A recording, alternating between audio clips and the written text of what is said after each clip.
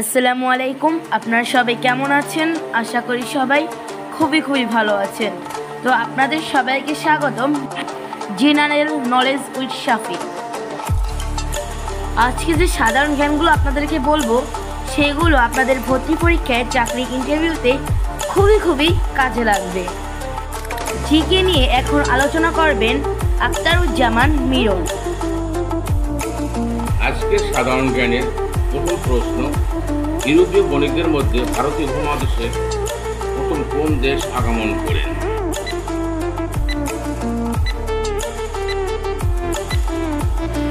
উত্তর পর্তুগিজ। দ্বিতীয় প্রশ্ন, সিন্ডিকা করিডোর কোন জেলায় অবস্থিত?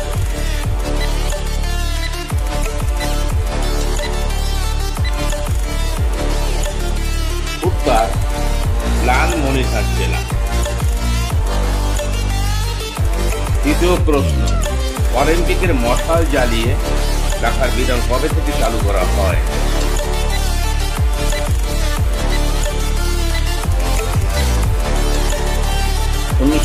সালে।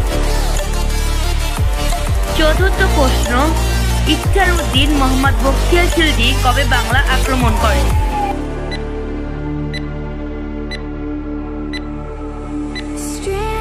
উত্তর 1204 সালে।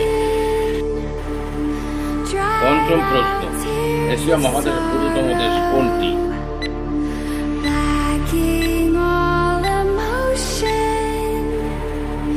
উত্তর মালদ্বীপ।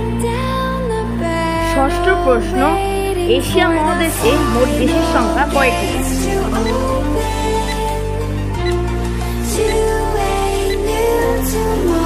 উত্তর 44টি। সপ্তম প্রশ্ন, ইন্টারনেট কবে চালু করা হয়?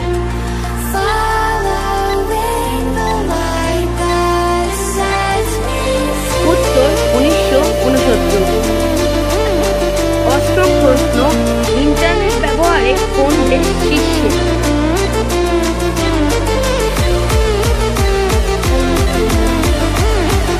উত্তর চীন। বাংলাদেশের যে কোনো রাষ্ট্রীয় অনুষ্ঠানে কত লাইন জাতীয় সঙ্গীত বাজানো হয়?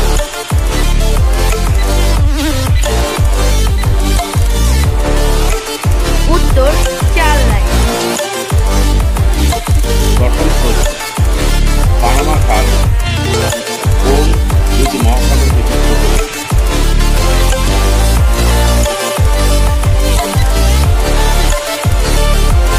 উত্তর মহাসাগর ও আটলান্টিক মহাসাগর। 11তম গ্রিনিচ মানমন্দির বা গ্রিনিচ মিন টাইম কোথায় অবস্থিত?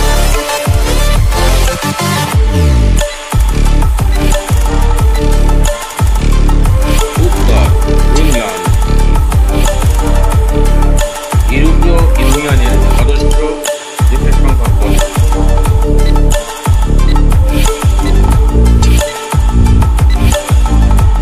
উত্তর 27টি। 13তম প্রশ্ন, বাংলাদেশের সংবিধানের রক্ষক কে?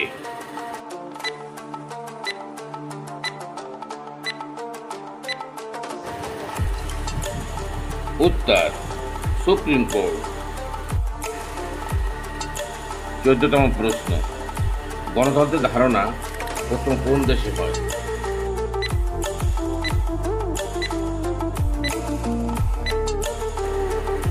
উত্তর প্রাচীন গ্রিস। 15তম প্রশ্ন, স্বৈরশাসক শেখ হাসিনা তথাকথিত আয়নাঘর কি?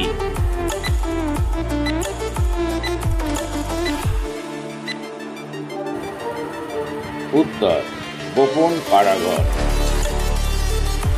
শেষ প্রশ্ন, বৈষম্য বিরোধী ছাত্র আন্দোলনে শহীদ আবু সাঈদকে নিয়ে অঙ্কিত শিল্পকর্মের নাম কি? এই প্রশ্নের উত্তর যদি পারেন তাহলে অবশ্যই কমেন্ট বক্সে জানিয়ে যাবেন। পরবর্তী ভিডিওতে এই প্রশ্নের উত্তর জানিয়ে দেওয়া হবে। আগের ভিডিওর প্রশ্ন ছিল বৈকণ্ঠের উইল উপন্যাসটি কে রচনা করেন? উত্তর হলো শরৎচন্দ্র চট্টোপাধ্যায়। এরকম ভিডিও পেতে চ্যানেলটি এখনই সাবস্ক্রাইব করুন। দেখা হচ্ছে অন্য কোনো ভিডিওতে। আল্লাহ হাফেজ।